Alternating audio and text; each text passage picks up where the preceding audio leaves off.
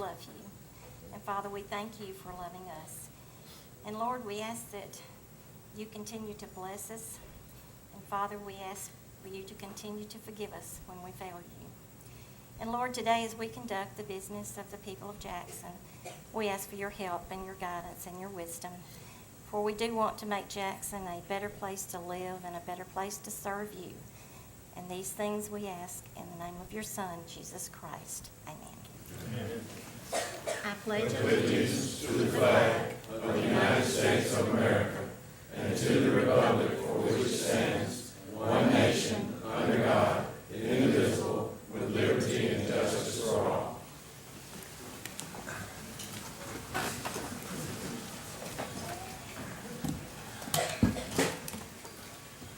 Okay, Ms. Anita, I think you can show all council members present. And item 4 is the approval of minutes of the August 6th, 2013 City Council meeting. Council received a copy of those minutes, and if there are no additions or corrections, we'll just consider those approved. Thank you very much. Item 5 is the invitation for public comment. Is there anyone in the audience who would like to be heard or recognized during new business? If you'd be kind enough just to raise your hand and make yourself known, we'll be happy to call on you. And we have a couple of proclamations this morning and one recognition. And I'll make my way down to the podium.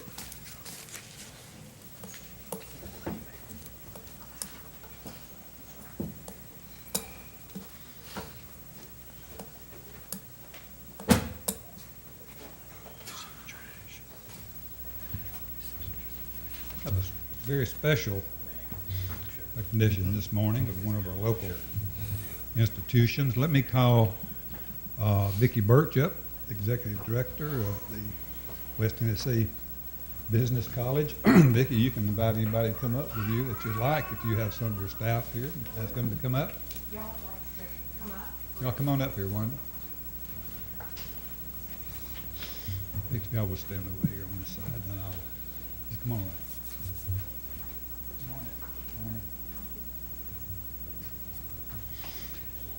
This is a proclamation, it's a joint proclamation, whereas what began as a vision of Henry C. Jameson in 1888, a business school was established and courses were designed to fulfill the need of qualified employees for local businesses. And whereas what began as a small business school 125 years ago has grown into a student-centered institution of higher learning known as West Tennessee Business College. Innovative programs and practices are delivered by a collaborative, high-integrity team dedicated to quality education.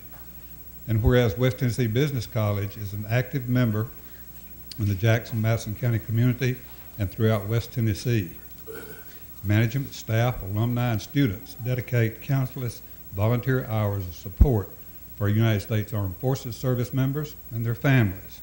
West Tennessee Business College devoted volunteer time, talent, and donations to community agencies and the families they serve. And whereas West Tennessee Business College is committed to providing career training that is relevant and focused on individual needs and career success. Spanning 125 years, tens of thousands of attendees have taken the first step toward a viable career in individual leadership and community citizenship. And whereas West Tennessee Business College will cherish the history and dedication of its founders and embrace the future by continuing to fulfill the mission begun 125 years ago, changing lives one student at a time. Vic, it's an honor for me to present this to you on behalf of the council, citizens of Jackson. Thank you so much, Lydia. Thank you so much. I certainly appreciate this, and it's an honor and a pleasure today to accept this on behalf of our faculty, students, and staff, and our hundreds and thousands of graduates of West Tennessee Business College. As a local institution, we have served many, many students and employees, employers over the years. So thank you, Mayor. Appreciate it. Thank you so much. Thank you all for being here.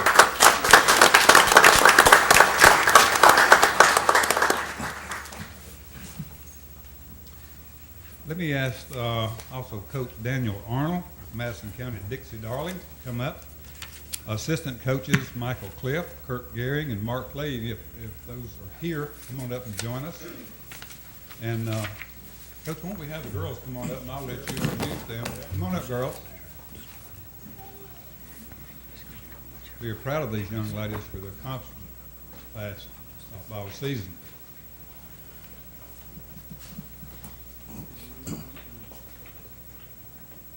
Girls, thank you all for being here. Coaches, thank you all for the time dedicated to working with these girls. This is a proclamation whereas Madison County All-Stars won the district tournament and the state tournament and then represented the state of Tennessee in the 2013 Dixie Youth World Series in Alexandria, Louisiana in the Darlings Division. And whereas this is Madison Central's third and the Tennessee's fourth time to win this championship, with Madison County previously winning in 2009 and 2010. And whereas Madison County was awarded the Arnold E. King Dixie Darlings Championship Award by defeating Sabine, Louisiana 12-10 on August 8, 2013 to be crowned the Dixie Youth World Series champions. Now therefore we, Jerry Gist, Mayor of the City of Jackson, Tennessee, and Jimmy Harris, Mayor of Madison County, Tennessee, do hereby proclaim Tuesday, September the 3rd, 2013 as Madison Central Dixie Darlings Day and urge all citizens to congratulate them on this outstanding achievement. Coach, congratulations, you all girls. Congratulations to you. Great job. Let's give them a big hand.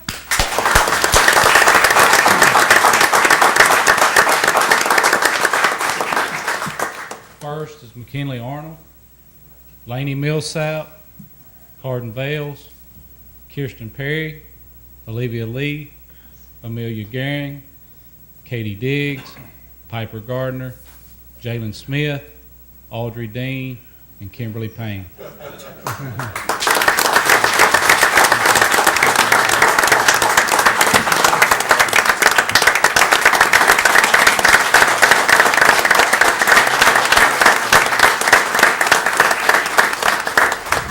Congratulations again, girls. Thank you, coaches.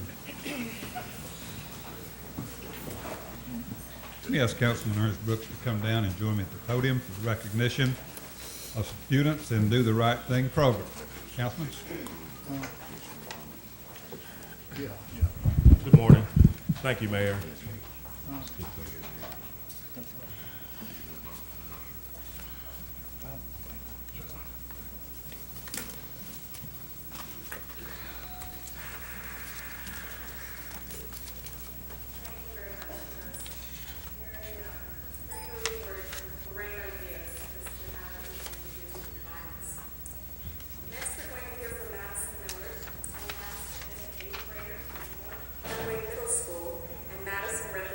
Jackson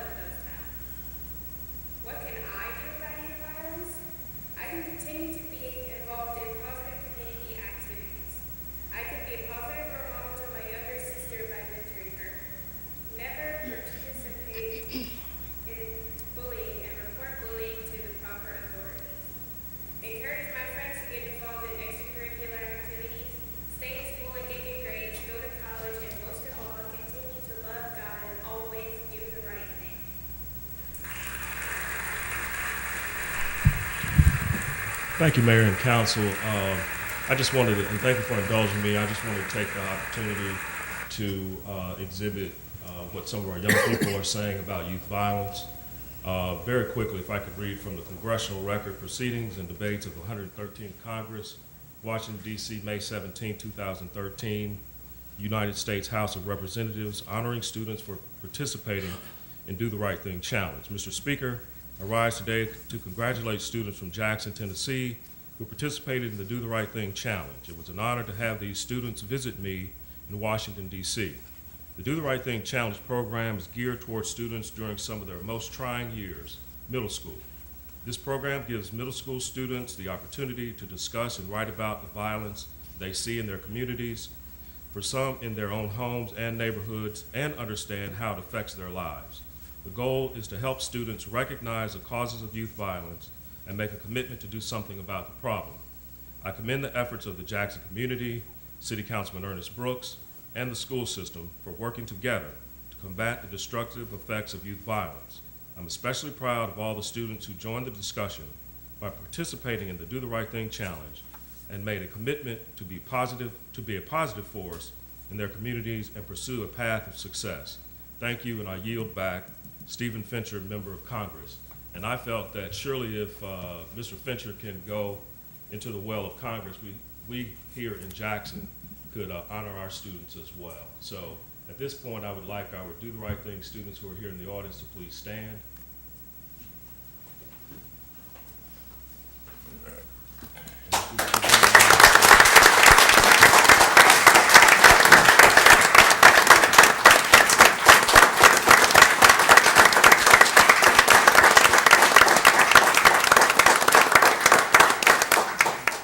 And I would especially like to acknowledge and recognize Charles Adams III, he would stand, and Madison Miller. They were our ambassadors this year, and they both came to Washington, D.C., and surely want to congratulate Madison. As you saw, she was selected to read her essay at the Library of Congress induction ceremony. So again, there are some positive and great things going on here in Madison County in our school system, and we need to celebrate that.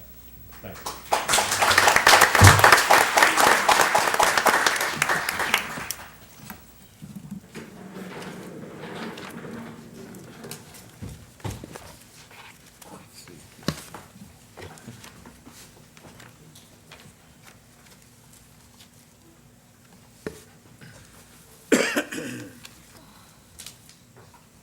Item 7, we have no first readings at this meeting. Item 8 is second readings. Consideration of an ordinance to amend the text, official zoning ordinance, City of Jackson, Tennessee, Article 5, specific district regulations, Section 14-1IO, wholesale and warehousing, District B, uses permitted. Move for approval. Second. A motion for approval, second. Any discussion? If not, council, please vote. And the vote is unanimous.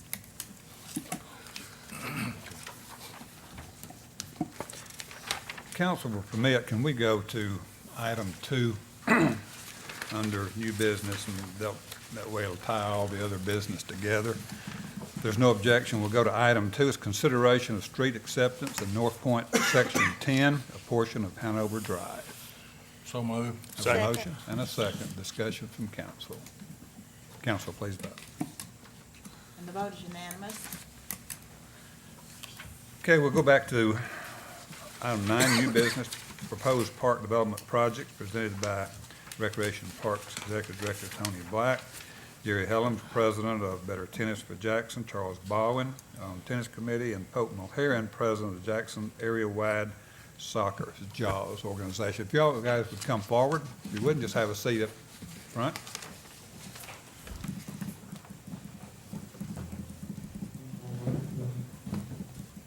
And if y'all would introduce yourself, if you would, please, with council. I'm Jerry Helms with Better Tennis for Jackson. I'm Charles Baldwin with the Jackson West Tennessee Tennis Association. And I'm Pope Mulheron, President of Jackson Area-Wide Soccer. I'm Tony Black, Executive Director, Jackson Recreation Parks Department. Good morning, Mayor and Council. We appreciate this opportunity to come with you and share with you something that we know, not feel. We know this will truly enhance the quality of life in Jackson, and it would keep Jackson moving forward as one of the most livable cities in this country, as well as also provide some economic benefits to this, and we're going to discuss that. We have some projects on board that are taking place, and we would love to have the council's support on this. This is something that we believe will really be beneficial to this community. Now, the first project that I want to talk about has not been discussed a lot in terms of the public, but this is a renovation of Forest Hill Park. That's over in, I was privy to be raised in Lincoln Court. That was my park that I played in. It is a beautiful park, and we have been meeting with the residents there. Councilman Buchanan has met with the residents there, and one of the concerns is that park has fallen into quite a little bit of disrepair and hadn't been utilized a lot as a total park.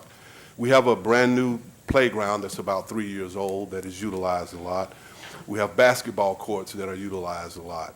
Other than that, there previously was a wading pool there, and there was a restroom facility, a few picnic pavilions, but none of the nature that we're looking at doing now. So what we've looked at is redoing an entire renovation for a portion of that park, particularly the front entrance.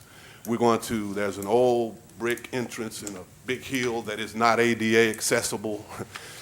So we're going to look at removing all of that, redoing the front entrance, putting in a nice new pavilion for picnics.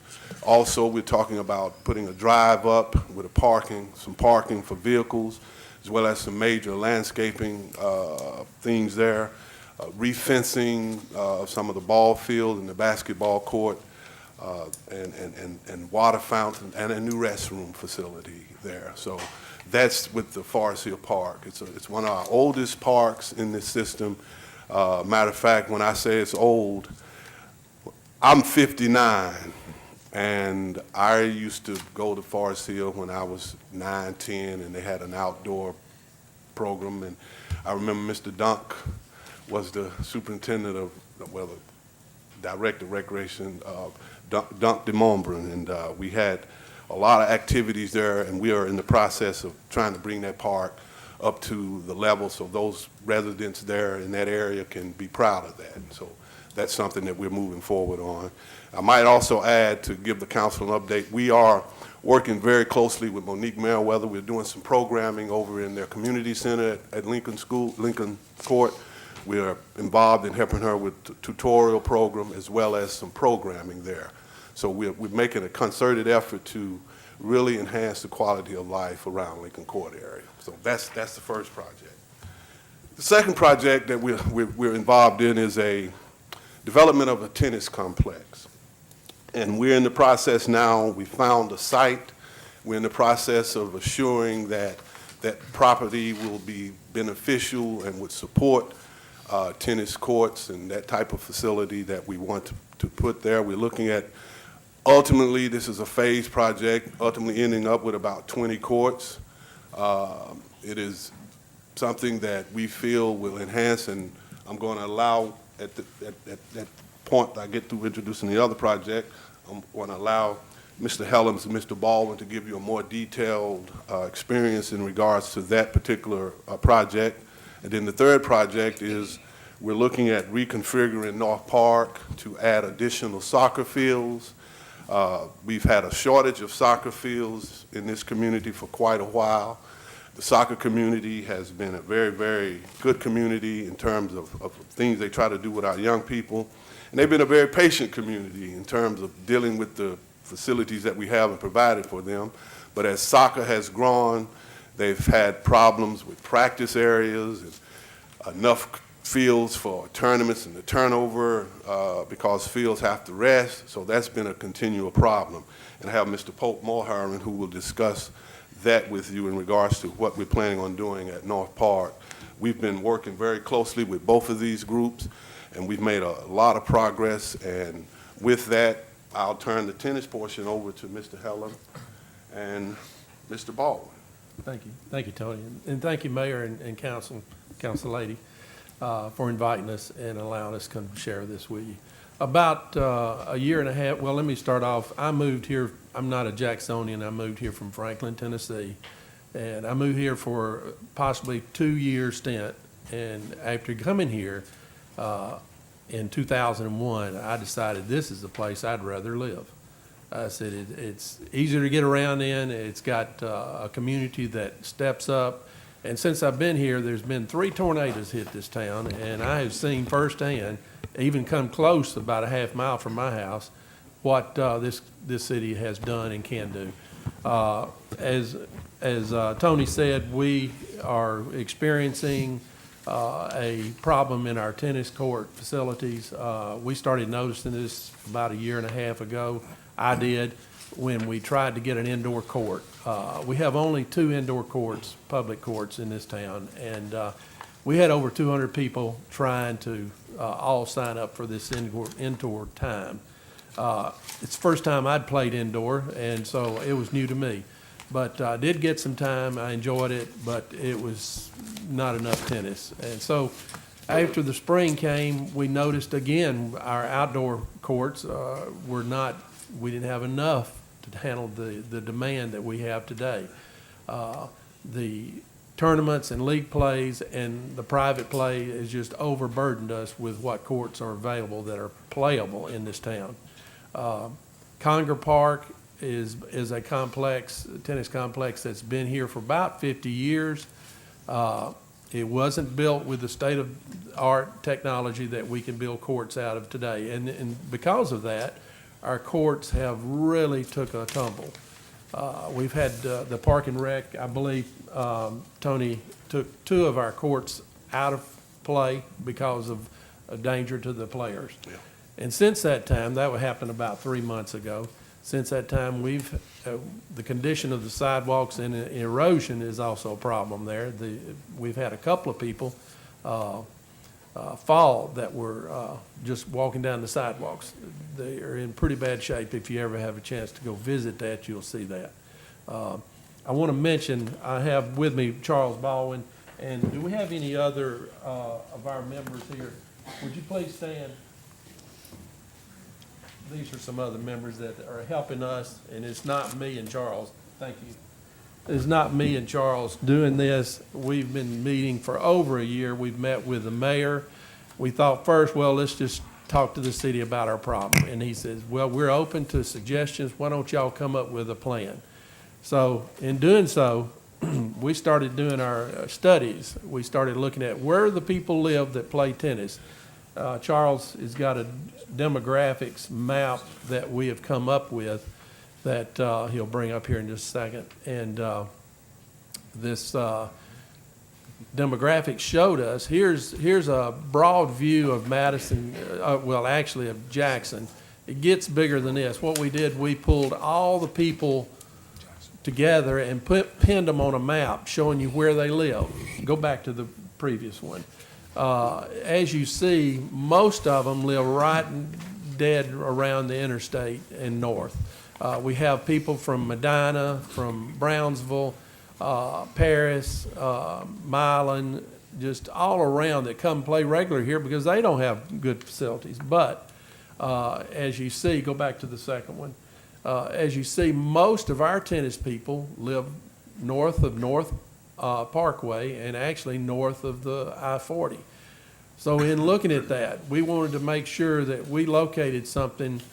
We picked a site that not only was feasible, but was easy to get to by the people who play tennis regularly. Most of our courts are played on by residents, I'd say 90% of the time, and then about the other 10% of the time it's league play and tournament play. Tournament play has been lacking in this town for several years. We can't attract tournaments because of several reasons. Conger Park has been a very useful park for us. We've had tournaments on it, but the USTA has shown us where we're lacking in those courts. The sizes of the courts are not adequate. They were not built to USTA standards. And what we would like to be able to attract the tournaments that we have throughout the state is to make sure that our new facility would adhere to the USTA standards. Our indoor courts, we only have 2. We're planning to have more more indoor courts on this other site. And after we started looking at land, we found real quick that the most desirable locations were very expensive. We first thought, well, since Westwood had some vacant land around it, we would check with that owner. And the owners of that, they were asking $80,000 per acre. And we knew right quick that our 14-acre complex would eat up everything in our budget just to buy the land if the city wanted to go in that direction.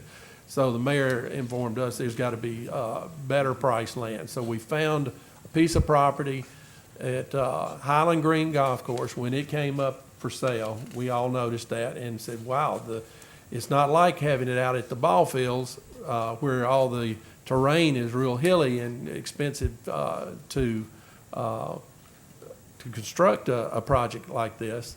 So this seemed to us the site, and if you want to show a little bit about some of the tennis courts that we have here, Jack. This is, are we looking at the same thing? Well, this is, of course, where we are with Conger. Go ahead through the Conger. This, when you hit a tennis ball and it hits a crack like this, you never know which way the ball is going to go. And this is what we're battling today. This is our erosion. This is what happens when after a storm, our courts get covered in silt and different things like this. Also, the helicopter and the sirens are, of course, you can't change that. That's because of the location. So, you know, we looked at, even though Congress has got 7 acres, it's done in picnics. And this is an indoor shot showing our indoor courts. We have a lot of folks that really like to train. This youngster right here, I've seen her come up in the last 3 years, and her tennis is really coming in strong. Continue on. And this is Fran Chandler. Everybody may know her. This is her playing in Wimbledon about a month ago. She got to go over there and play a match over there, which she won. And she is what can happen when you involve the youth at an early age in tennis. And that's what we want to do. Here we go with New Albany. This is a town of about 9,000 people. This is almost the same thing that we're asking in our phase 1. As you see, they got 10 brand new courts in New Albany, state-of-the-art lighting.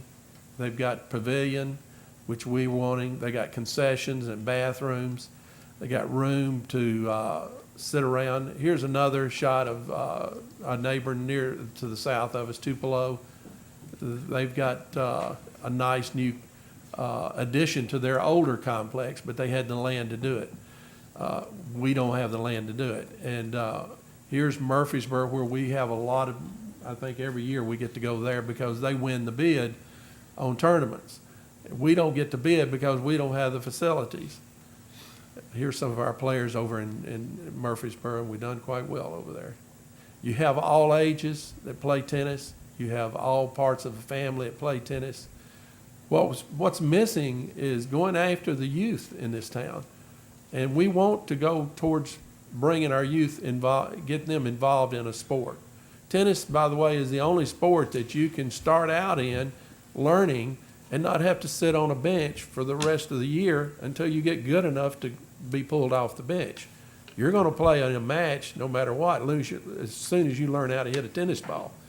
So we're excited about bringing the youth in. We've gotten commitments, we haven't got it in writing yet, but we are going to furnish the youth that are underprivileged. If they cannot afford it, we'll furnish them their shoes, their shirt, their shorts, and their racket.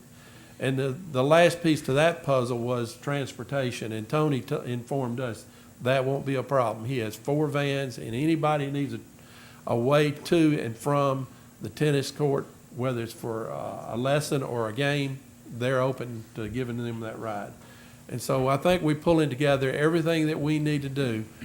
And this project, even though our vision is pretty large, we've got a vision that would carry us at least the 50 years that Conger it serviced our town. But in the beginning, we feel like if we can have just 10 courts, new courts, that are USTA standards, built under those standards, and here's a kind of a picture of what we have. We've sent this to the architects, and this is going to change a little bit because this site has got the same big oak trees that you see at Conger. It's got about 6, I'd say 150-year-old oak trees. And so by having a start, we can now, once this land is purchased, we can start our fundraising drive to start bringing in private funds along with our public funds. And I might mention to you that Tony hit it just a little bit, that under the National Park and Recreation recommendations, a town this size should have 1 playable court per 2,000 people. That would give us 34 playable public courts in this town. We know we can't have that. We've got 18 right now that are playable or almost playable. None of them are built to USDA standards though. And of the 18, 6 more at Conger are reaching a point of maybe we can or maybe we can't play with them anymore. Might I add also that we resurfaced Conger a few years back, and continuously resurfacing, putting money into that is just throwing money really away. The other aspect of this, a few years back, a group of us got together to attempt to get the spring fling to Jackson, particularly the TSSAA. And one of the things that they talked about in relation to the area of tennis, they prefer to have a central site where all the courts are located. They do not like to split up people and send in one school over here. And I spoke with, I'm very close to the Murfreesboro director, Lenny Goodwin, and they're in the process now of building 4 indoor courts. They have the spring fling contest every spring for the TSSAA, and they have 16 outdoor courts, and with the 4 indoor, that's going to give them 20 complete courts. And also they have developed a partnership with the university there and their school system. And those are some of the things and benefits that we see is some partnerships with some of the local higher education institutions here, as well as the public schools. The other aspect of this is an economic aspect. Unlike the Sportsplex where you would have baseball week in, week out, there are some tennis tournaments that bring in quite a few people that we will be looking at putting on. We've also are concerned with the fact that we are losing opportunities for some economic advance or promoting this city for tournaments and et cetera. And so that's one component of this is that Jerry could highlight too. Yeah. I did talk to the CEO at the hospital, Bobby Arnold, and he thought he was giving us his full support of this because this is not only something that is a wellness project for the people of Jackson, this is also a selling tool to bring in executives or doctors or whatever businesses are looking to locate here, a lifestyle that would enhance moving here. Jackson is has won awards on lifestyle and wellness, and we feel like this will just add to that. And we've gotten support from at least 6 schools that are anxious for us to put together something like this. Okay, before we continue or have questions from council, I'd certainly be remiss if I didn't introduce Judge Ed Bryant. Came in a little bit late. Good to have him here, and his wife Cindy. I can assure you helicopters and sirens does not bother her game. Obviously, they bother the judge's game, so continue if you would. No, I think, it's very fortunate that we could find a site priced like this. We were, like I said, first started at 80,000 acre. We're down to 10,000 an acre. And to find it all in one place, this is a jewel in the making. This is something that Jackson will be proud of. We're proud of just the opportunity to get this far. And I know when this is finally completed, or at least first phase gets approved. This is something that's going to bring a lot of excitement. A lot of people are going to come on board that's been waiting to. Okay, we want to hear from soccer. Soccer Pope. Oh, Yes, I'm Hope Mulheron, president of Jacksonville Area Wide Soccer, and I appreciate the opportunity to share with you information about soccer. Let me just give just a little history before I talk about North Park, and I'll make mine brief. In the fall of 1999, the city of Jackson opened North Park. It was a state-of-the-art facility at that time. It still is a wonderful soccer facility. There are more boys and girls, men and women playing soccer in Jackson than any other team sport. Probably more than are playing football, basketball, and baseball combined. More than twice as many individuals are playing soccer in Jackson today as were playing in 1999 when North Park opened. However, today there are less dedicated soccer fields that the city of Jackson has the ability to use for games and practice than were available in the fall of 1999 when North Park opened. With the suggested reconfiguration out at North Park, this would expand at least to 8 full-size lit soccer fields here in Jackson. These 8 full-size soccer fields would go a long way to meet the needs for game fields, for practice fields, and to put Jackson in a much better position to host more soccer tournaments and other soccer-related events, which would ultimately also benefit the Jackson tourism economy. Soccer fields will also promote health and wellness and encourage physical activity, which is one of the initiatives being advanced by our governor.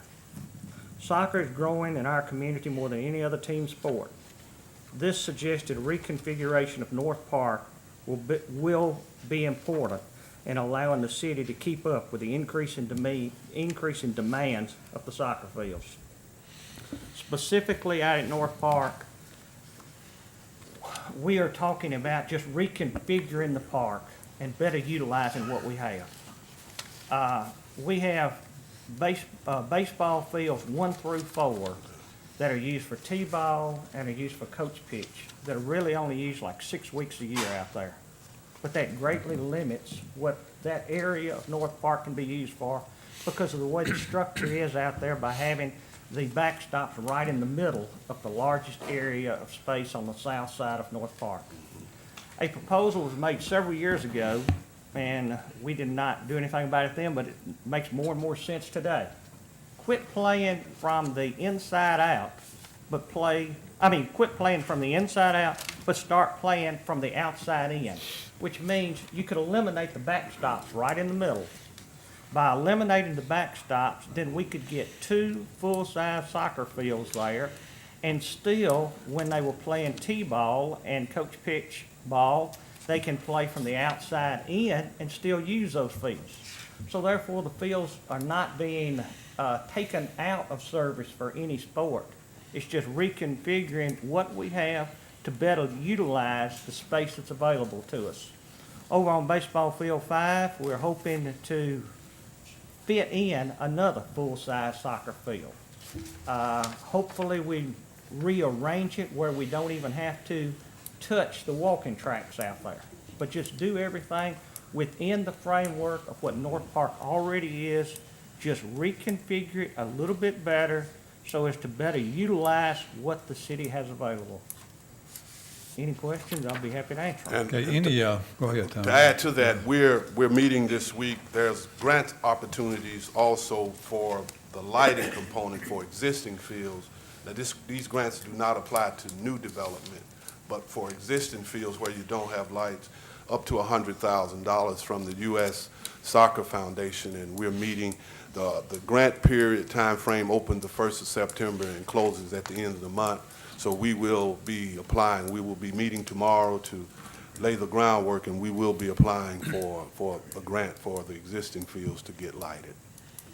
And with that, Any question from council on any of these 3 projects at all? Mayor. Sure. First off, I want to compliment the 2 gentlemen and the people that's involved in both this tennis complex and soccer fields. You know, I was involved in coaching children for 18 years, baseball, basketball, football. All my children and all my grandchildren now are involved in some type of sport, from soccer to football to basketball to softball and baseball. So I have 8 grandchildren.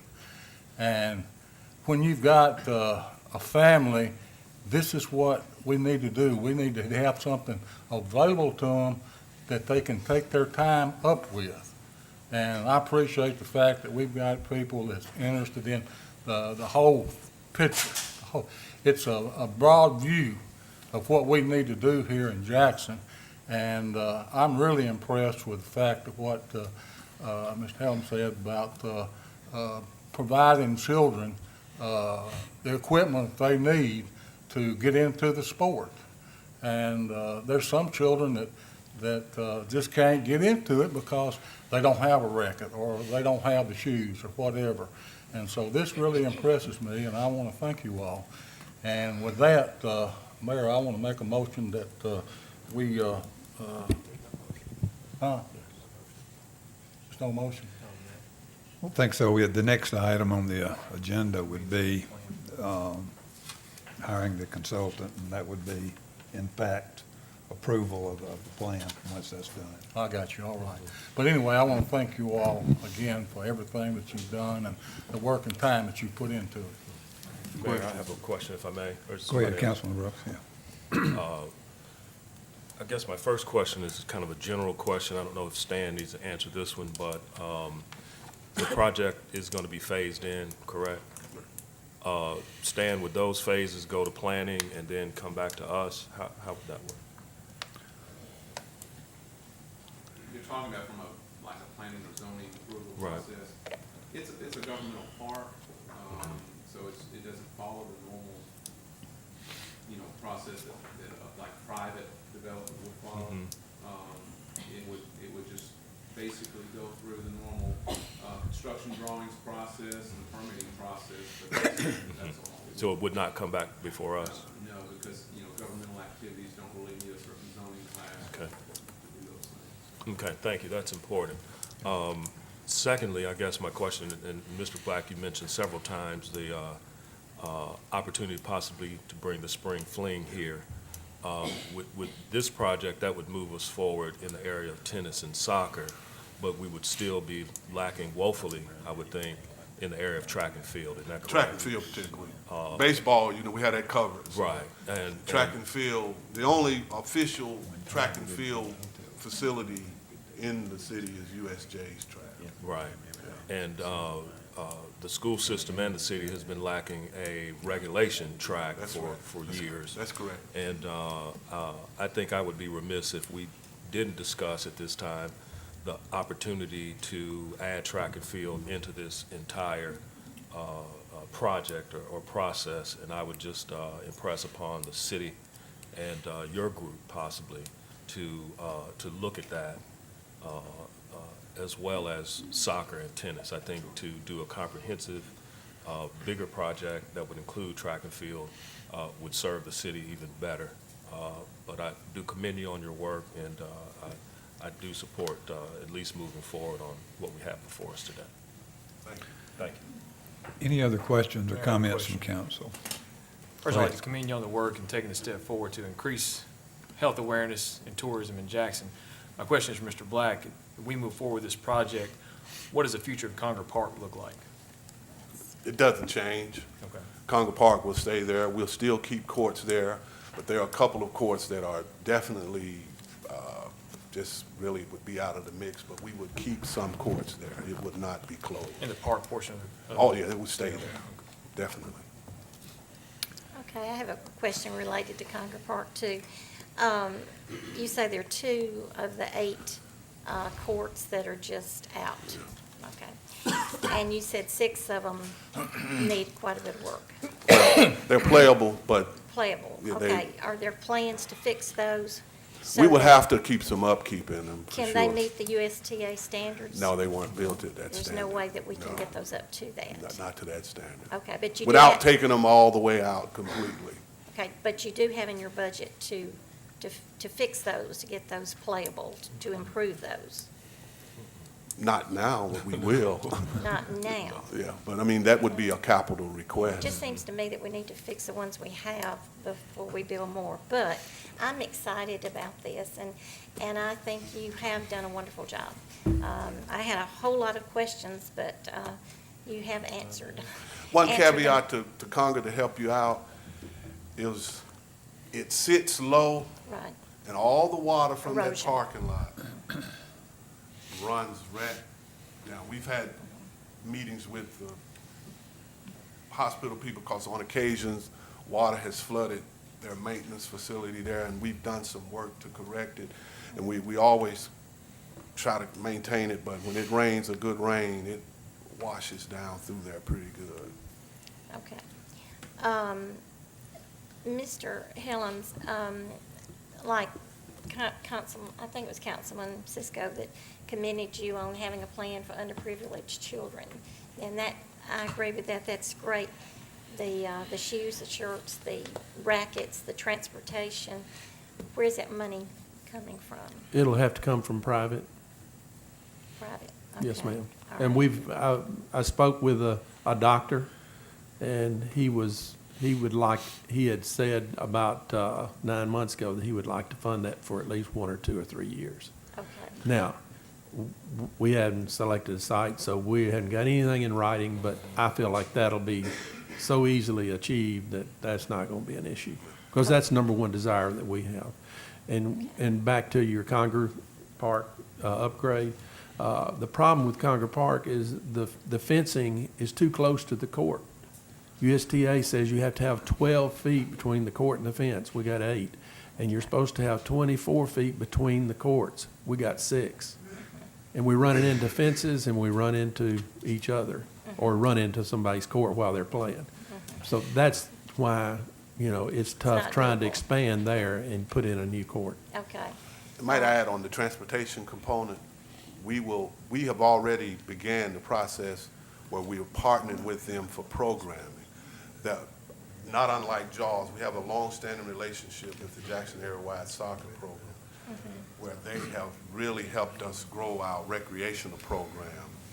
And so in the model of that, we have developed a partnership and are working out the fine-tune before we actually finalize it. But we're going to do some joint programming with them from the city's perspective for underprivileged kids. And the transportation component, that's why we have as a partner, we have our vans to provide transportation for youth to particular activities, So et you cetera. can cover that. Oh, yes. Without taking away Yeah. from our existing Definitely, parks. And definitely. You'll be able to maintain those existing parks, sure will. okay, with your budget. Yes. Okay.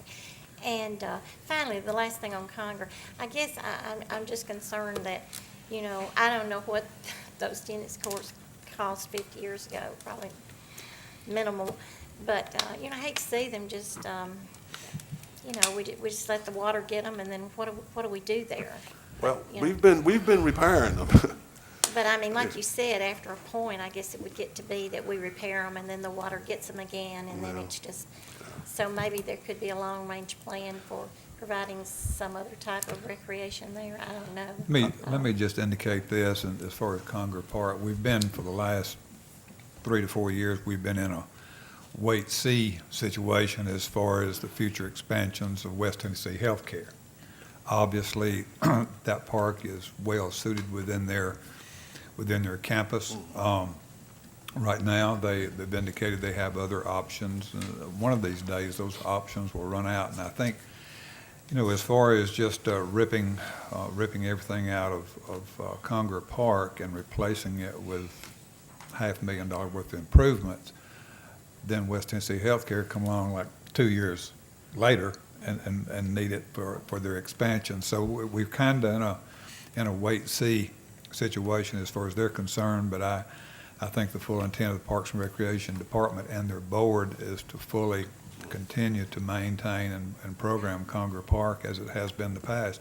And if you factor in the use of just the tennis courts themselves by all the high schools, then those courts will still need to be maintained and at least be safe to play on.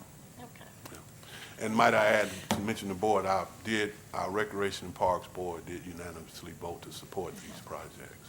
They are fully aware of it. Well, you know, a couple of months ago, we voted to replace Pringles Park field, which was needed and so forth. It wasn't playable.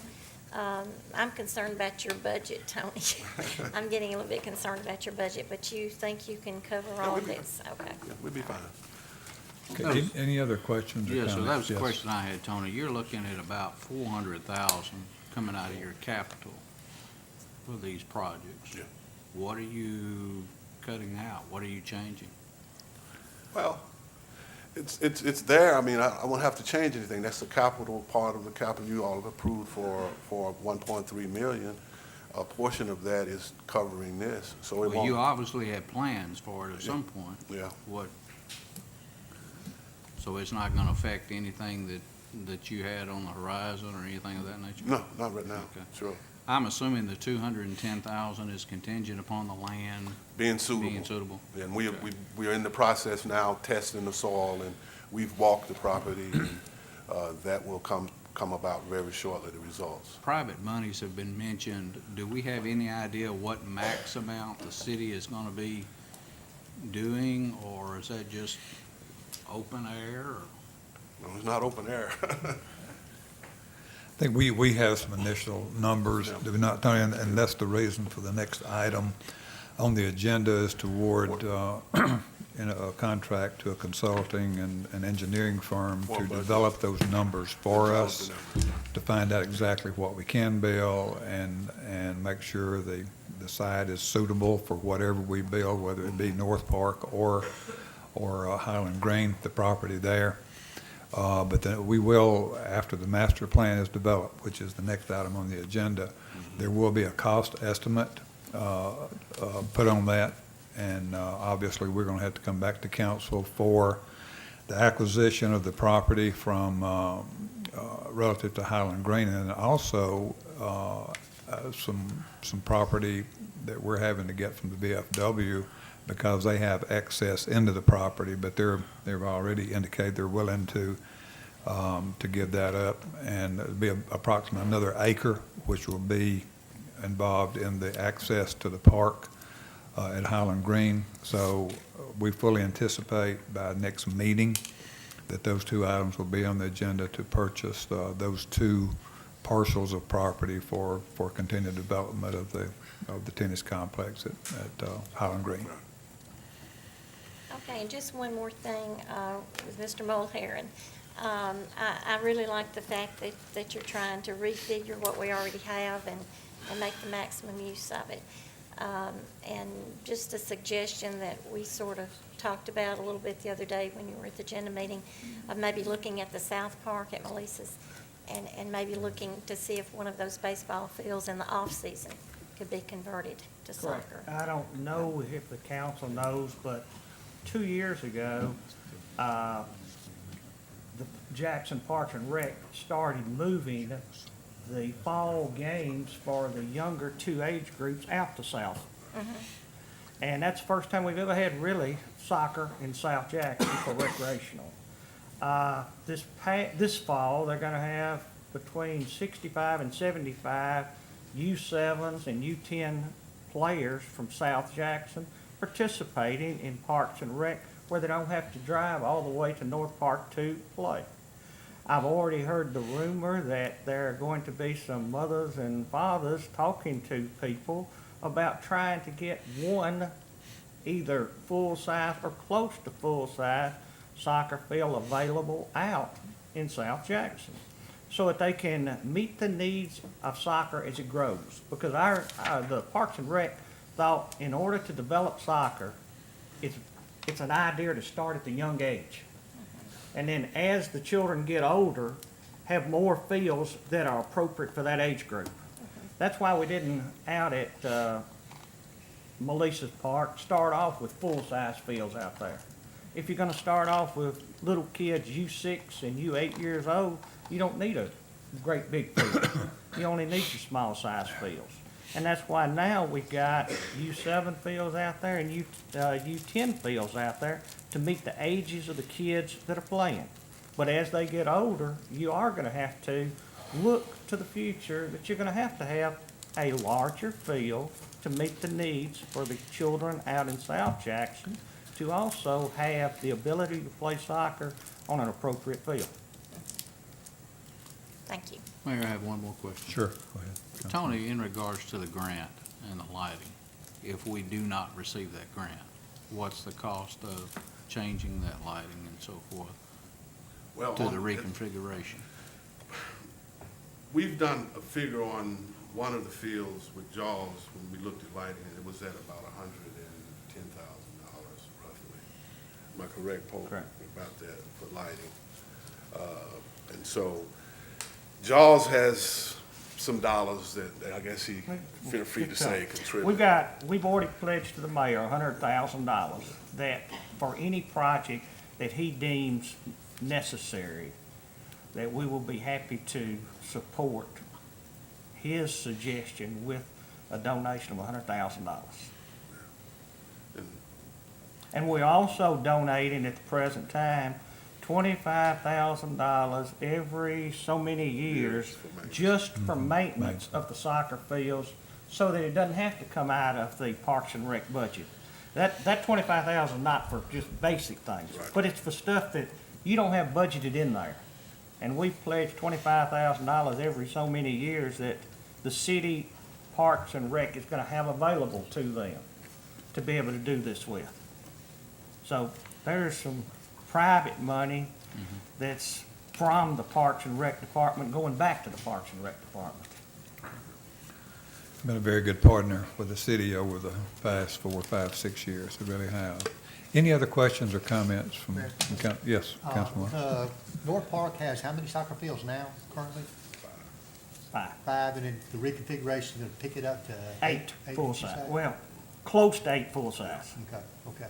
Have we looked at the possibility of the new park area we're talking about purchasing today, possibly putting in some soccer fields there, or purchase additional acres for soccer fields? Did you not say we need 12 to be able to get some of the tournaments in? 8, you can get tournaments, but ideally, you'd like to have 12 fields. The Jackson Parks and Rec Department will be thankful for anything they can get. We're happy for whatever we can have. If we've got 5 fields, we're gonna make the best we have out of 5 fields. If we have 8, we're gonna make the best use of those 8 fields that we can.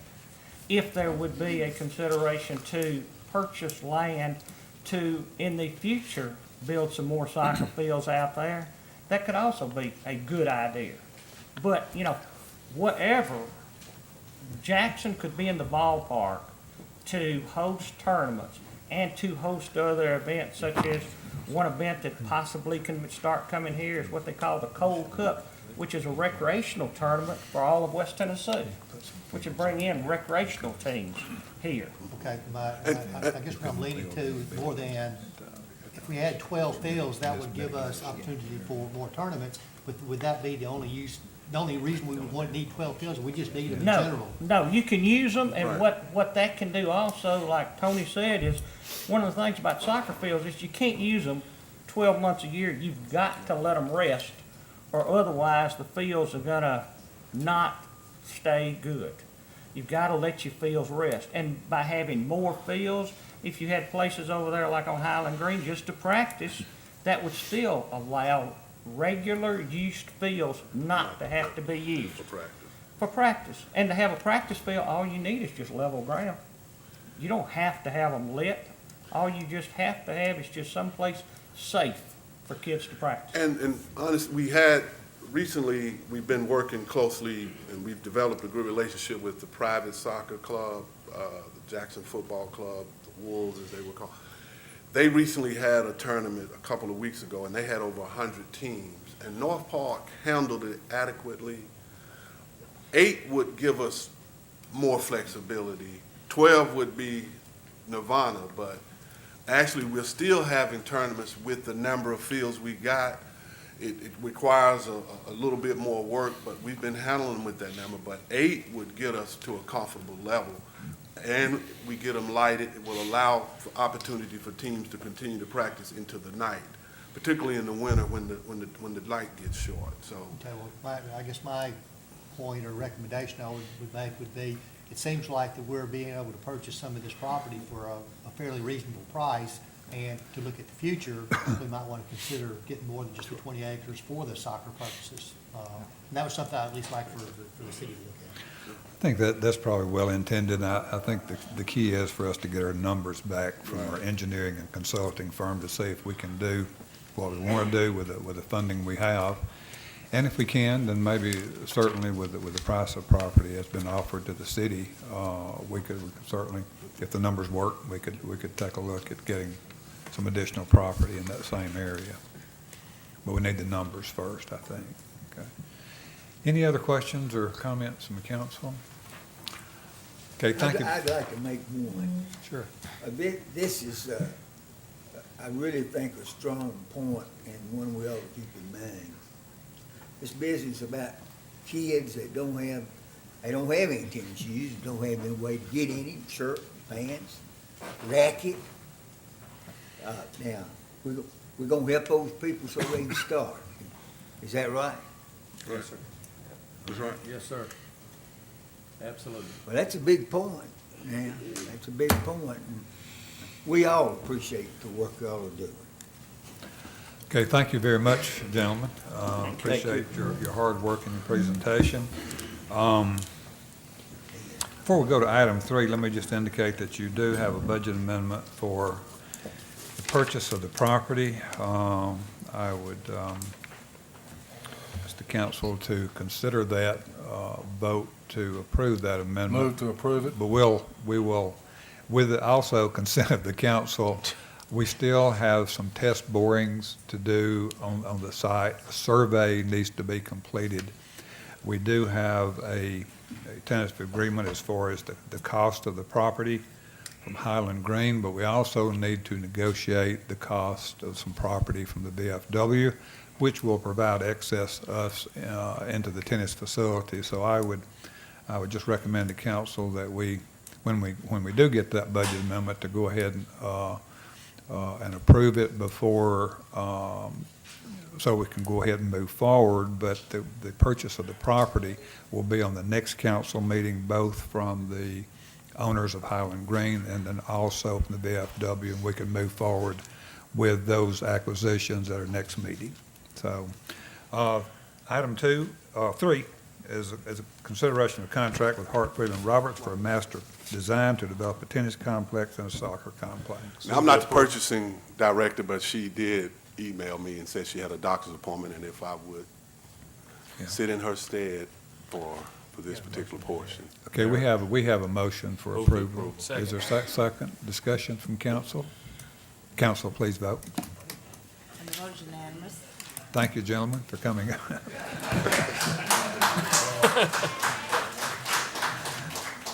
Okay, very good. Item 4 is consideration of contract for street resurfacing.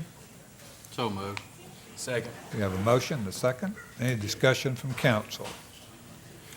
One observation, would you please submit to us the respective streets for each council district? We appreciate it. Thank you. Do we have those, have those been distributed? No. Okay, all right, I got you. Okay, thanks. Yes. Okay, we have a, do we approve that motion? Have a motion and a second. Any additional discussion from council? Council, please vote. And the vote is unanimous. We have two groups to really give us a status report. The first one is the Environmental Court and the Building and Codes Department report on abatements, status of slum and blight in the city of Jackson by Director of Building Tom Winbush, Jackson City Court Clerk Darrell Hubbard. City Court Judge Blake Anderson may be here. It's just an update for you all on where we are as far as progressing with our abatements and environmental court, and also the status of blight in our city. Tom? Mayor, Council, this morning, please forgive me. I'm not my normal upbeat, jovial person. I didn't sleep much this morning. I was blessed with a new grandchild. Congratulations. Number 15.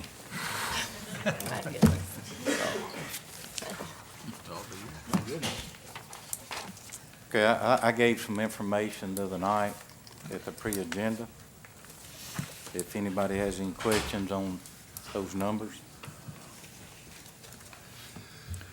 No, if I'm not mistaken, you and our city attorney and Judge Blake Anderson made a trip down to Memphis to talk to the environmental court judge there and some of Judge his Potter. staff. And as I understand, and city attorney may address this, we're looking at some modifications to our existing ordinance to strengthen our position as far as getting some of that blight and out of our city, perhaps maybe a little faster. They gathered up some new information. Attorney Cobb, I'm sure he's looking at that as far as making it faster. I don't. We'll ask Liz to come on up and join you. We still have the same process that you still have to locate everyone that is involved. And Mr. Cobb can tell you the importance of finding these people. But we originally started, when environmental court started, which before environmental court, we had nothing. We had nowhere to go with anything. Environmental court came about. The people that we could find, that we could contact, that we could get in front of Judge Anderson, Attorney Cobb, and Judge Anderson were doing their part. Our biggest problem is the people that we cannot find, we cannot locate. We're in a new time now. The past 3 years, I've noticed it's become ownership of paper. More and more people have walked away from the mortgages, just up and left. Mortgage companies or banks have asked people to leave their homes, but they have not foreclosed on the homes, so they tell us they don't own them, the mortgage companies. So that kind of puts us in a different situation. We have a new process now to try to locate people with the LexNexus, and that's starting to improve some. But our biggest problem is locating people and get them before a judge. Mr. Cobb, any way around that y'all been able to? When we started environmental court, the goal was to make the people who caused the problem pay for the solution.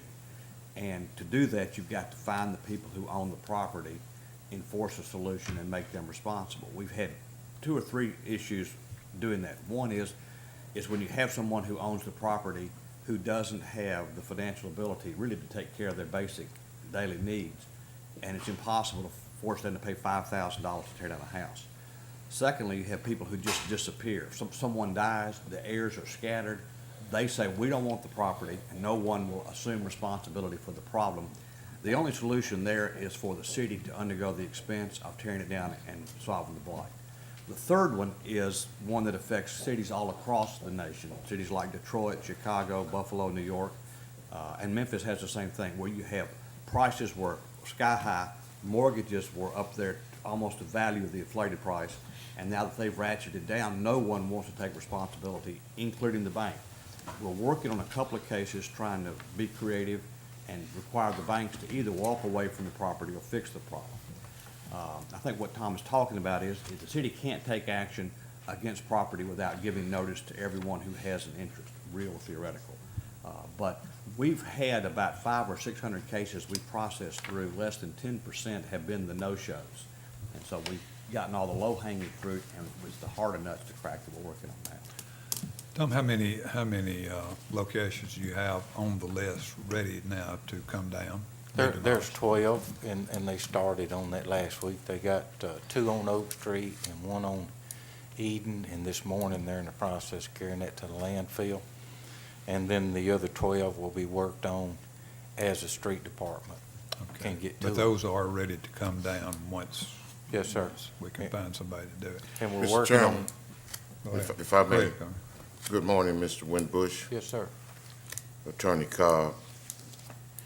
I requested this to be put on the agenda for several reasons. First of all, let me give you kudos for the last 30 days of action with respect to housing in our community. The housing, demolition of housing, in the abatement process, first I'm going to say that you said before environmental court we didn't have a system to tear houses down. We did. No, I was saying we didn't have a judge to carry any of Yeah, these issues but we to. did. The burnouts, the dilapidated housing, the boarded up, there are 98, and I physically count them in my district, 98 of them. In the last 30 days since the call for action has been presented, there are probably about 56. Some have been sitting there vacant from 5, 10, 15 years. They're eyesores, they're unsafe, they're unhealthy. They breed criminal activity, and most recently, and it just brings me to my knees, these animals, coons, squirrels, rats, possums. I got a call at 5 a.m. in the morning that coons were running children at the bus stop as they wait on the bus. I couldn't believe it. The next morning I went and witnessed it myself. We traced the source. It was an abandoned house. The coons were coming out the abandoned house trying to bite at the children's lunches. It's not healthy. It's unsafe. But I'm going to say in the last 30 days, some houses have come down. And I understand what you all say about environmental court. I agree with it. But let me say this, and Mayor, and to this council, we have 5 or 6 different housing agencies, and this is not on your part, Mr. Winbush.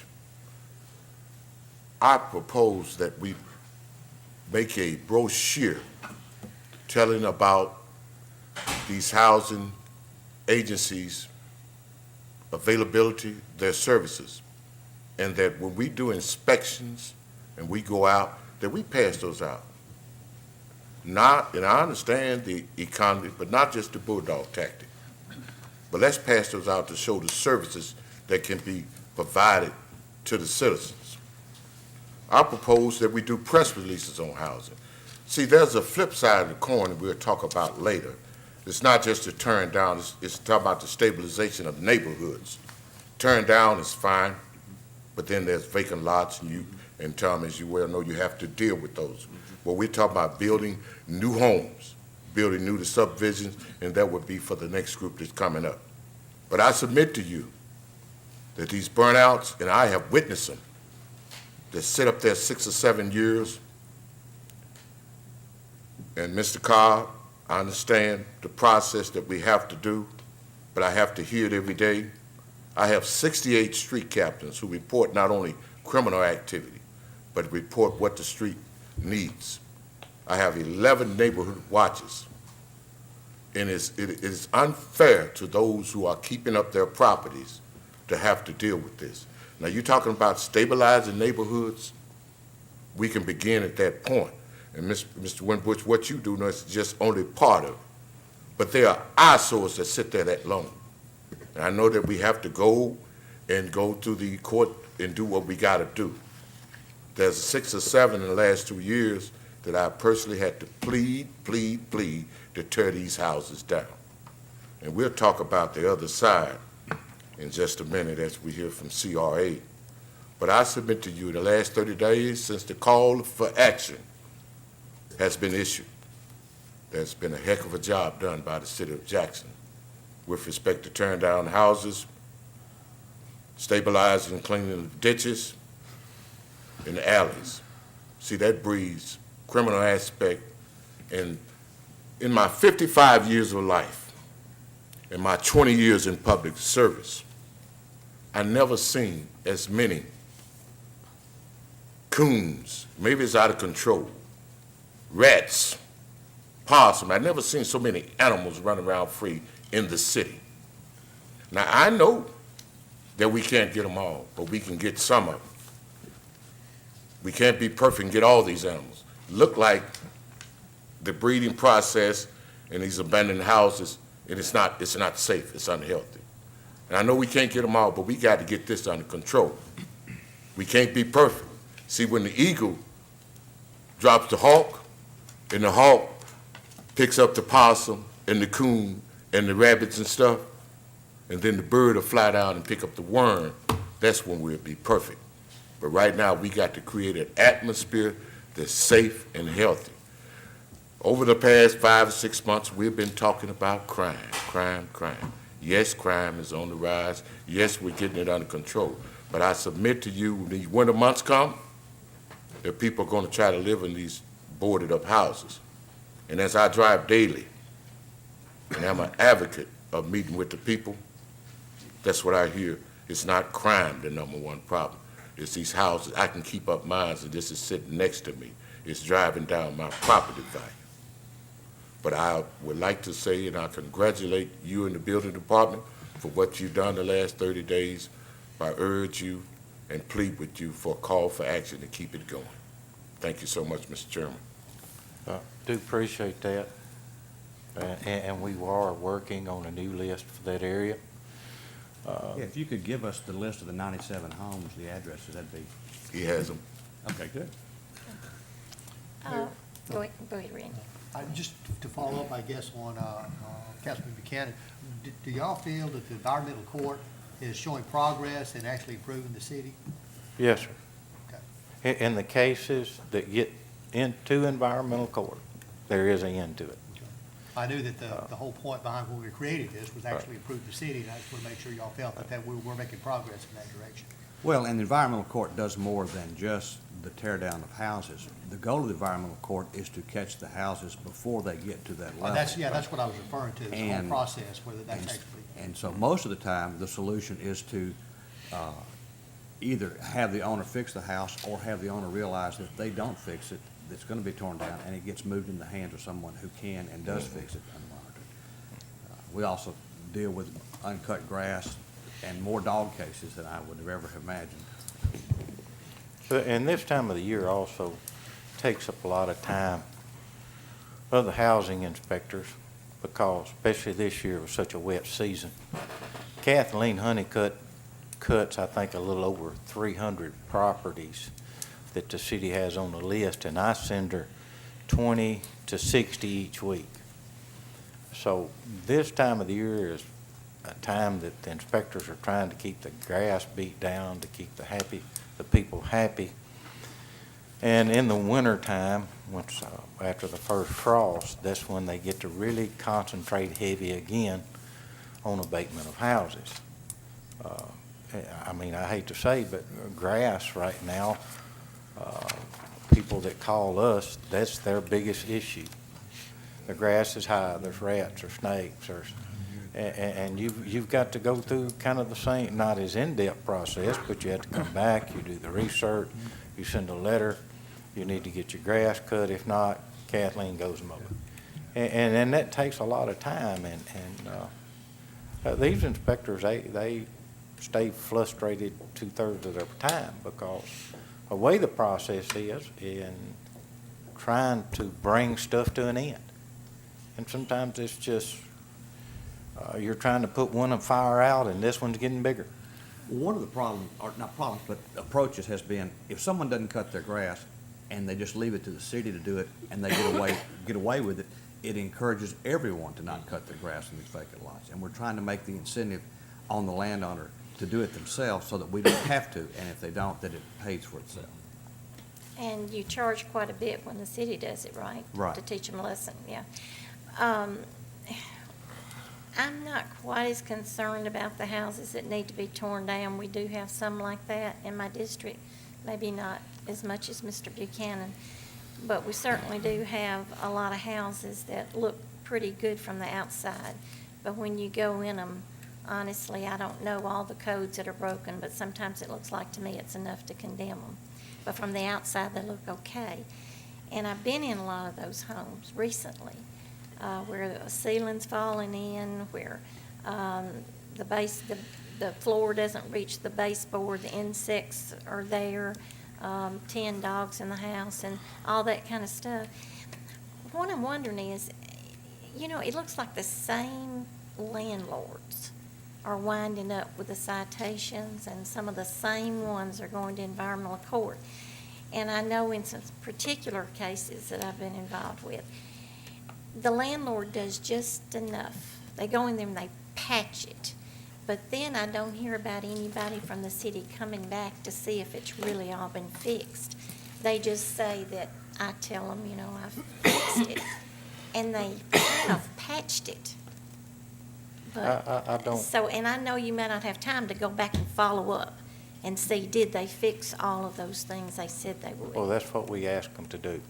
But then you don't follow up? No. Generally, if a case involves particularly someone who's occupying the house as a renter. And it does in my case, the ones I'm talking about. And that court is a lot of it's complaint driven. We require photographic proof of the repairs, and if a tenant has made the complaint, we require, or the tenant comes into court and says they're satisfied with the repairs. So, And what we get into a lot is the tenant hates to turn it in because they're afraid they'll be thrown out and there's no place for them to go. But, I agree, but that's you're the problem. depending on the tenant to make pictures complaint. after it's fixed? No. I mean, okay. Once they make a complaint and the housing inspector goes out and it ends up in court and Judge Anderson says you have to fix this stuff, the landlord has to purchase a permit to do this work. As they do the work, they request inspections. And when the work is done, either the contractor or the landlord calls for an inspection. Now, I don't think every some of time ours do would they? that, yeah. Every time that we get a permit, as say we've got 900 of them, Monday morning, do we look through those 900 and see who is needing inspection? No. But the housing inspectors do try to keep up with and try to talk to the people living there. But our problem is people, they'll call and complain, and we will tell them, if you will complain, we will come out and look. Well, I don't want you to come and look. Well, if you don't make a complaint and ask us in, we can't come in. Right, I I understand. mean, we just can't go knock on a door That's and right. say, we have to be invited in, unless we get that landlord into court and we can ask the judge to say, Judge, we request to go into that building. But if it's vacant, you still have to have a request, you still have to get permission from the owner. Correct. or probable cause for a search. So if I go in and take pictures, is that enough for you to go in? Maybe.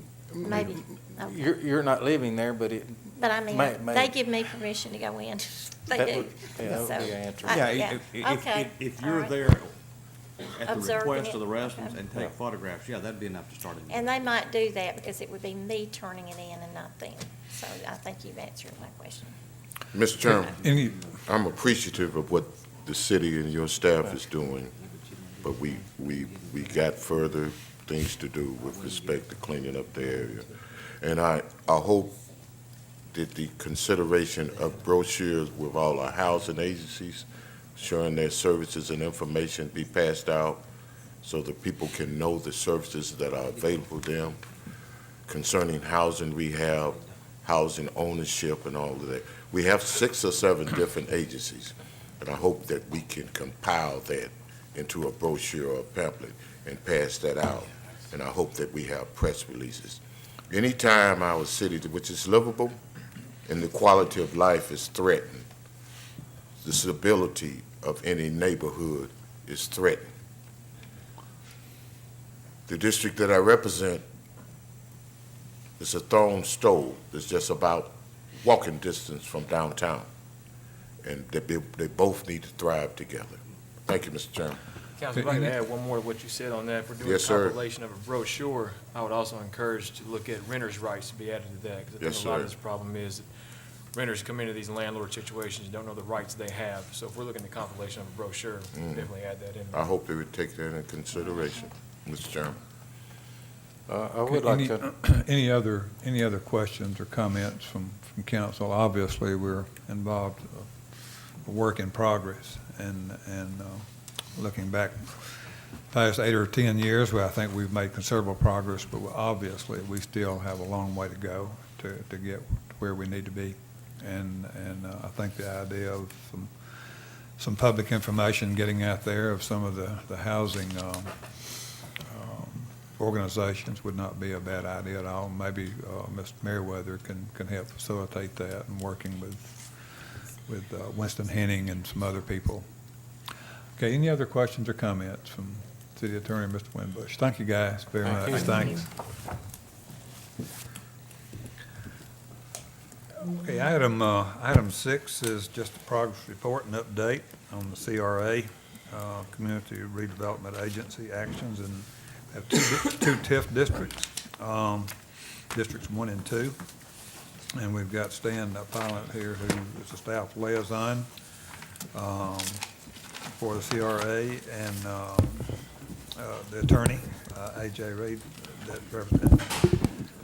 Vicki Lake asked me to send her apologies to the council. She had a conflict this morning, could not get away to be here. Dr. Lake chairs the CRA. So with that, Stan, you guys.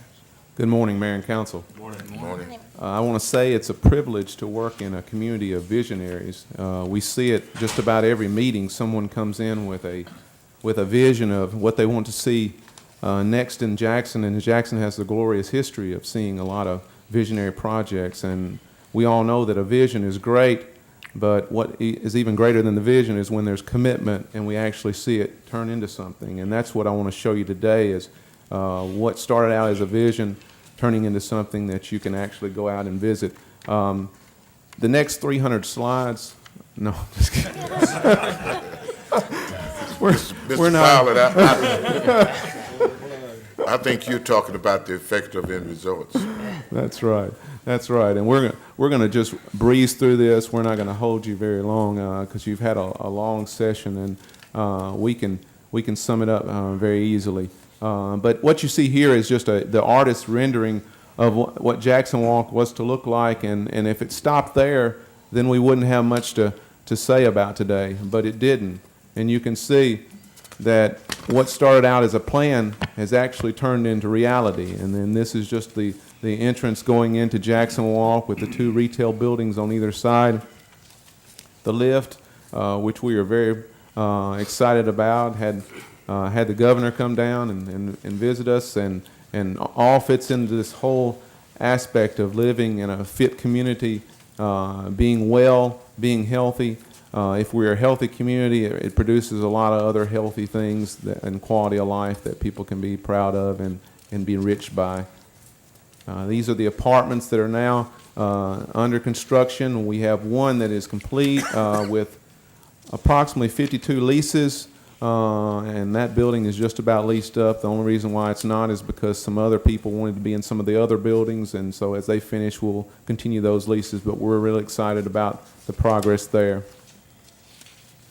These are some of the single-family homes that we envision for the single-family neighborhood that is just west of Jackson Walk. And these are 2 other projects that we've seen come to their own. One is complete, the amphitheater, which we're excited about, the events that will happen there, and also the future dog park. Get to these are a couple of houses that have been built on Morgan Street. We've got one new family, new to Jackson and new to our redevelopment area, the Kings, and we're real excited about them being in our redevelopment area and wanting to be a part of what we're doing and being a part of Jackson. They're just real excited. All right. Let me just tell you, everything that we want to do, we haven't done yet. But we have made a really big stride in the District 1. We are starting to make some progress in District 2. Let me just say, for those that aren't unaware, we have a Center City revitalization project that's divided into districts that are reflective of also the TIF districts that go along with them. The TIF district for District 1 has generated approximately $100,000 in TIF dollars a year. Doesn't sound like a lot of money. In terms of redevelopment, it's not, but it does help us do a little bit. We're hoping that will get better. Any money that we have gotten out of the NSP program and building these houses that you saw on Morgan Street, as we sell them, that money rolls back into the account, and we use it to fund more houses and build more houses. So that is working. District 2, the TIF district, up to this point has not generated any TIF dollars yet. But District 1 has expended all their Section 108 dollars. District 2 still has their 108 dollars in account and have not expended any of those dollars yet. We've expended a little bit of money on an option on some property at Whitehall and Dr. F.E. Wright, but we have not begun to expend the Section 108 dollars. We've looked at a few projects.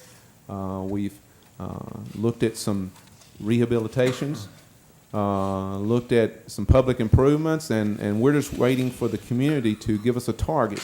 Mr. Powell. Yes. Mr. Chairman, if I may.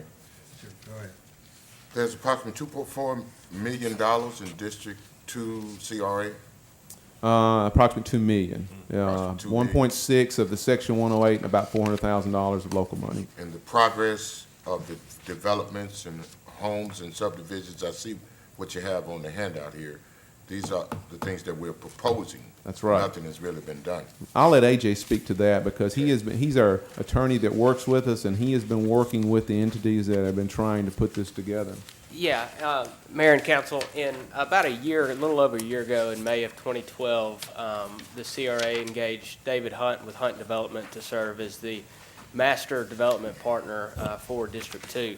Since that time, Mr. Hunt has presented one actionable development plan to the CRA, which was a retail development on 7 acres at Whitehall and F.E. Wright Drive.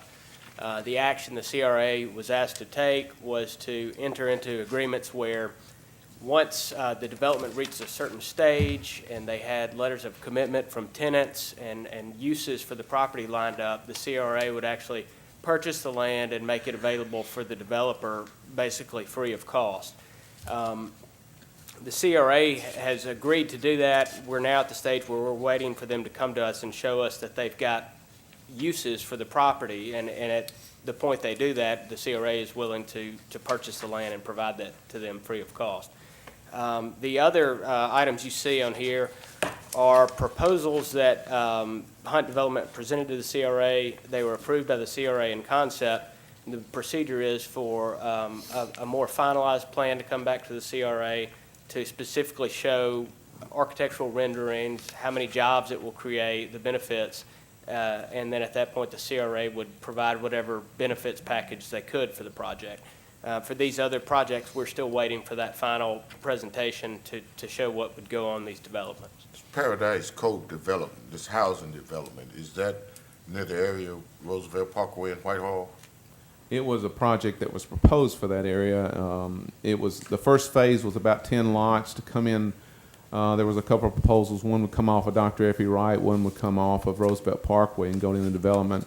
But the developer never could make that project work. He had some investors, but the investors were looking for the CRA to provide all the infrastructure and buy the land. And because of the way the Section 108 dollars are structured, to do that would bring at the requirements for low and mod income homes, which they were trying to do market rate, and they could not do market rate and use that money. So the developers didn't come forward with an alternate proposal to bring any investment into that area, so that project didn't go forward. And just like in District 2, we had $2 million of infrastructure money that was placed in that development, and we had $40 million of private investment that was placed. It takes both, and we just haven't seen in District 2 the fruition of this finding this meld of private and public dollars to make these projects work.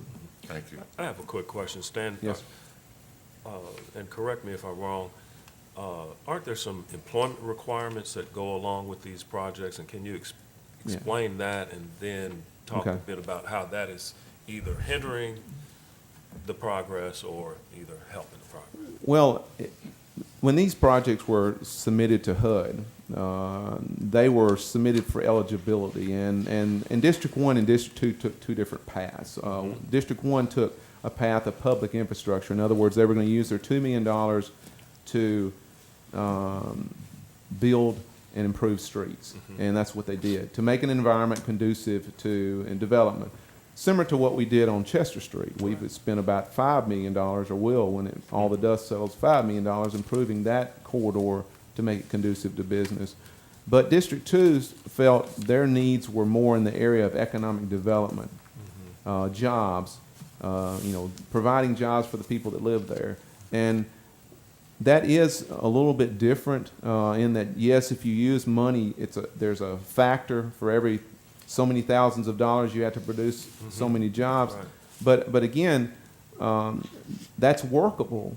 We've seen one project, the Family Dollar, come from market forces and see it come to fruition. We didn't have to incentivize that project. It came on its own. It's just, you can't take a project and say, I'm going to use all governmental money and make it work, because the governmental money, if you use it, the more you use, the more jobs you have to produce. Right. And so it makes the project have to be a mix of private and public to make those work. But that's what we wanted all along, because if government has to prop it up, it's not going to have the long-term benefits that we want. So we have not seen these projects come yet. We've seen some starts. We've seen some looking, but unfortunately, the list is long of people that come and say, I want to do something, but I want you to buy the land for me. I want you to build the building for me. I want you to provide the operating cost, and then we'll reap the benefits. And unfortunately, projects can't really be structured like that. It has to be a mix. And I'm not saying that what we've gotten up to this point have not been a formula for that. It's just, for whatever reasons, they have not turned into reality. And I'm not here necessarily to second guess that decision to place emphasis on that. But I think we need to be cognizant of the fact that it is slowing that process down a bit to be able to include employment opportunities for those citizens in that district.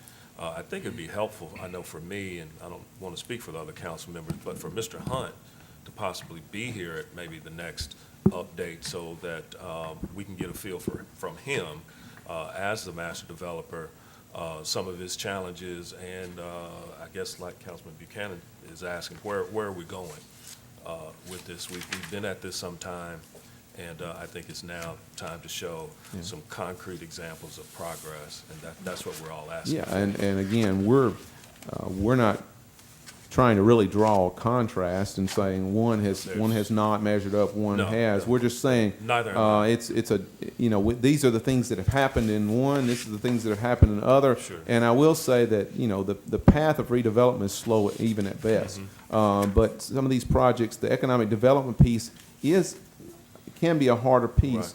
Right. We are also in the process of talking to Dave Ralston about those eligibility requirements, because at one point he said that we could use it for doing infrastructure to benefit some residential developments, but then he said, no, you couldn't. Right. And so it seems those regulations, as often happens with HUD, is in flux. So what we want to do is say, what's the broadest application that we can have for those funds? Because, Harvey, we would like to use it for some rehab. Right. We'd like to use it for some street improvements. If we can't find projects that will move us forward and get that money spent, then I want us to have a broader spectrum of applications so that we can start seeing some benefits. Right. So that's what we're trying to do, is see from Dave Ralston if we can find that broader application. Can we use it for public infrastructure? How would we go about changing that dynamic to where it's not strictly economic development, but maybe be used for more purposes. Okay, well, thank you, and I look forward to that discussion. Mr. Chairman, last statement. Public and private dollars, I understand. It's going to take a mixture of both. But some clarification with the CRA needs to be made within you all's organization, what can and cannot be done so we can move forward with the federal and private dollars. This council approved $400,000 during budget time in addition to District 2, which brought their total up to about $2 million. It's time to see some results. The first end of the spectrum was vacant lots, turned down houses, and trying to, get our communities safe and healthy and livable. You all are the second end of the spectrum, the rebuilding, the rehabilitation of the community, and that stabilizes the community. It's fair to the citizens in that community to get new homes, new businesses. And as I forestated, downtown, East Jackson, West Jackson are stone throw away from each other. We need public and private dollars to make it work for the entire city. And I am prayerful and I'm hopeful that CRA will come together with some concrete plans so we can move from dreams to reality. Thank you. And that's what we want to, and we're wanting to balance that speed with the quality of the project. We want it to move fast, but we also have been selective about projects in going forward, because what we don't want is to invest our limited resources in something that's not going to have long-term benefits. So we're going to balance those two, and we're going to see those things go forward. Thank you. Okay, any other questions or comments from council? If not, thanks, guys. Thank you, Steve. Item 7, board appointments, Housing Board of Adjustment and Appeals, reappointments of Reed Kemp and Herman England. Move for approval. Second. Motion made, the second. Discussion. Council, please vote. The vote is unanimous. The Code Advisory and Appeals Board, the appointment of Monty Cooper, who is replacing Jim Farrell, and the reappointments of Charles Garrett and Jerry Sporer. So moved. Second. Any discussion with council? Council, please vote. On the IDB, the resignation needs to be accepted of Danny Wheeler, and an appointment will be brought to council at some future date. Is there a motion for that? So moved. Have a motion? Second. Discussion. Council, please vote. And the vote is unanimous. Item 8 is the consideration of budget amendments. Good morning. We have 2 this morning, and this is coming from the 1.5 million where the Pringles came from last month for the North Park acquisition. Both of these amendments, so there is no new money involved. The first one is for Forest Hill Park Capital to move $154,500 from that money for the renovations that are needed at that park. Move for approval. Second. Motion made and second. Discussion. Council, please vote. And the vote is unanimous. The second one also comes from that same source of capital, and that will be to move $210,000 from the money allocated for the development and acquisition of the City of Jackson Tennis Complex purchase of land. So moved. Motion made. The Second. Second. Discussion. Council, please vote. And the vote is unanimous. Thank you. Thank you, Ms. Bell. Item 9 is consideration of invoices over $10,000. So moved. Have a motion? Second. Second. Discussion. Council, please vote. And the vote is unanimous. There being no further business, meeting is adjourned.